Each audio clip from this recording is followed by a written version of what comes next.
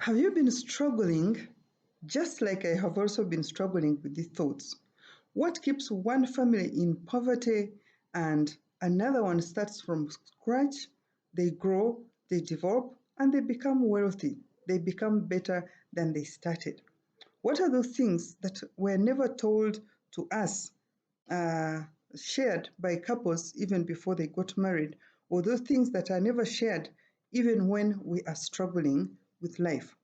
Now, before we go into the 5 habits and practices that keep families in poverty, kindly subscribe if it is your first time or if you have not subscribed before. And if you're returning guests, you are most welcome. You make my life so happy. And if you find this video very helpful, kindly share with a friend. Leave me a comment of your experience in the comment section and like as well, for that will do me a lot of good. Okay, so what are the 5 habits that keep families in poverty? Yes, 5 habits and practices that keep a family in poverty, irrespective of how hard they work. Now, number 1, the practices that many people always ignore are the power of a wife in creating the wealth. What is the choice of a woman that you're having in your house? Many times men look for beauty. They go after a beautiful girl. She's sexy, she's smart, she dresses so well, her nails are well done. And apart from looking that beautiful, there is nothing else she can do. There's nothing she can do. She cannot go to an office and sustain a job because she doesn't have the character. So she will not bring in an income. Or if she goes there, she is too lazy. She cannot manage to do anything. And so when you have given up on professional jobs, then you look for probably a business and you want your wife to go and manage that business and bring in an income. My, oh my, you find that the same woman who failed to do a professional job, she cannot also manage a business. And so what do? You have to look after her, you have to look after the children, you have to provide for all her needs, you have to provide for all her relatives. You have to do everything from buying her underwears to buying her makeup to every detail of her life.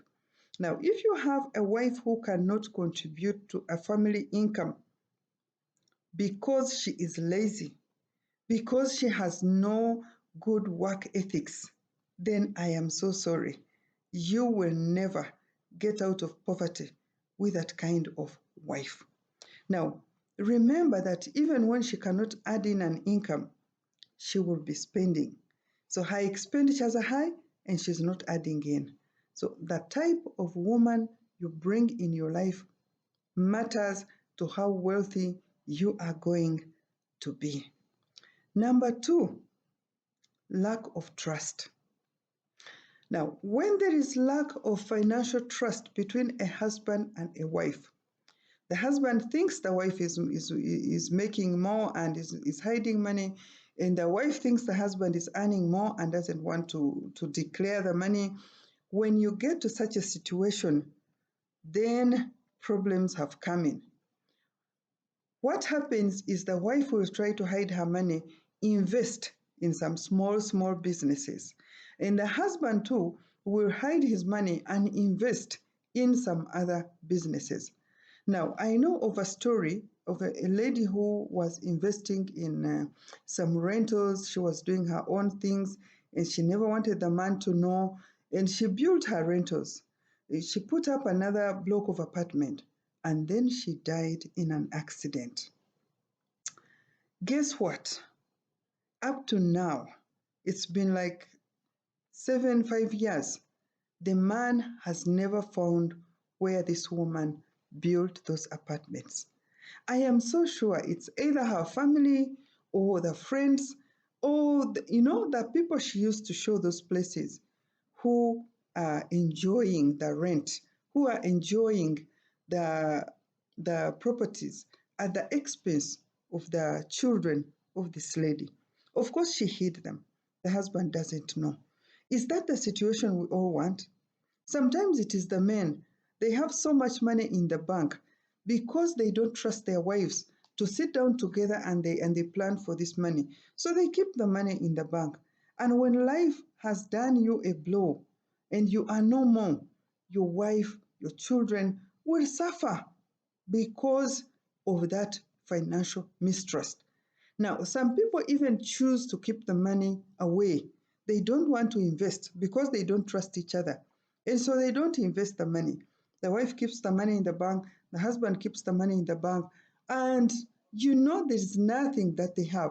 And remember that the money in the bank does not produce any, it doesn't earn you anything apart from keeping it there and they keep deducting. Actually, money in the bank, they keep deducting every month. So if you put there 10 million, by the end of 5 years, there will be so much money that is lost from that savings that you made. It is best that you plan and save and trust each other to grow your family wealth. Wealth grown as a family is much, much, much beneficial. It grows, it yields, and it helps both of you. Even when one is not there, the money that is made by both of you helps both of you, and your children will benefit. Number three, when you do not have priorities, the right kind of priorities, that's a recipe for poverty. The right kind of recipe of priorities is a recipe for poverty. For instance, now I'm talking so much about women. Women will insist on buying so many dresses, buying expensive shoes, expensive handbag. You actually find someone who is not earning an income but is carrying 100,000 on the head for the wig or the braids, is carrying a necklace worth 10,000, is carrying a handbag worth 500,000, and she's not working, and that is the whole salary of the husband. How are you going to grow wealthy or rich or get out of poverty if you are having no priorities except dressing up? Now, the priorities should look like this. Put those things that will earn you an income as your priority. For instance, if you're a woman who sits home taking care of the children, do you have a maid or two? I know one person who has two maids. She sits at home, she's not working, she has two children and she has two maids. One is for cooking and the other one is for the children. What about you? What are you doing? Have your priorities right. I know when I was sitting at home as a stay-home mom, taking care of my children because it was my choice. I wanted to look after my children. I didn't have maids. I stayed with my children, cleaned the house, called help for help once in a while for someone to come and help me wash the clothes, scrub the house, and once or twice a week. But I did all my work. And so the money that could have been spent in hospital bills, of the coughs and the flus and the diarrhea that comes to the children, it didn't come. I didn't have to spend that money because I gave my children 100% commitment to take care of them. And so poor planning, lack of priorities will take you a long way in poverty. Now, other priorities that will help to make you money. If you are a lady staying at home also, find a trade, sell something, use your phone, put goods and stuff on your WhatsApp status. People will look for them if they are good. Use your website. Invest in YouTube, invest in a website, invest in Instagram, and find something that will make you money. Okay? Priorities. If instead of staying at home and spending so much on maids and makeup and hair and everything, buy a piece of land. Buy that piece of land and sell it after some time and let it make more profit for you. Don't hurry to buy a car. A car is a liability. You may say, yes, I need it for transportation to go to work. If I have the car, it is going to be, you are just teasing yourself. The fuel will bring you down, mechanical expenses will bring you down. Maintenance is really not good. So invest in something that makes money if you're not yet rich. Okay? Buy a piece of land and sell it after some time. Buy a tank of water and sell water to the neighbors. Buy a tank of water, let harvest rainwater, or even buy national water, put it there, sell and get money. Don't invest in anything that takes money out of your pocket. Have your priorities right. Instead of buying a car, create a business. Instead of just sitting there, find a priority area. Build a house, build an apartment, build one room. That same room you're renting, build your own and stay in there. Okay? Build one room. If you can afford to stay in one room, a rented room, and then you say you want to build a whole big house, then you're not being true to yourself. You're not true to yourself. Number 4, find time to teach your children financial discipline. These days, it is becoming really tough for parents. Children will demand.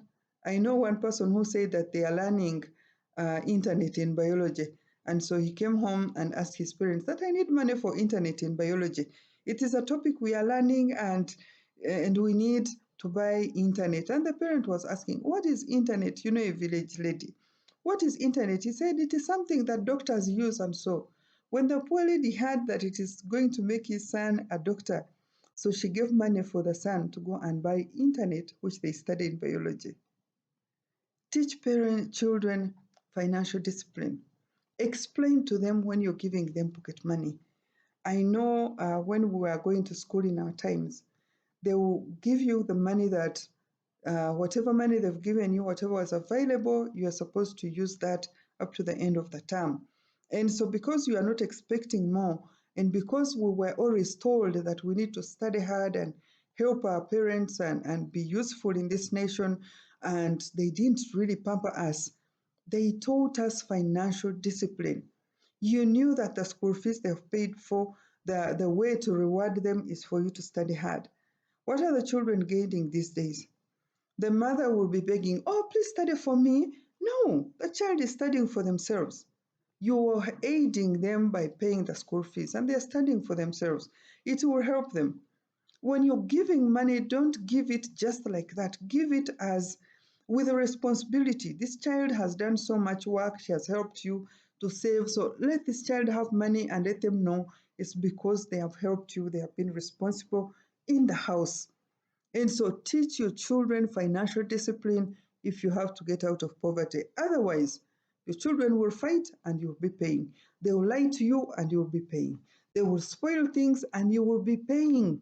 Things which are already available, they will be spoiling and you'll be paying, and you can never get out of poverty. So teach children financial discipline. The last one, avoid unnecessary fights and quarrels. Now, when you're quarreling and fighting with your spouse, you can never build a financial strong foundation. You'll be fighting, you'll not discuss. You'll be hiding money from each other because you don't see the future of that marriage. Stop those unnecessary fighting. When you are in the marriage, treat each other with a lot of respect and plan for a permanent future. After all, they say, till death do us part. And so treat each other with respect, honor each other, share with each other, be open with each other, and grow together. That is how you'll get out of poverty.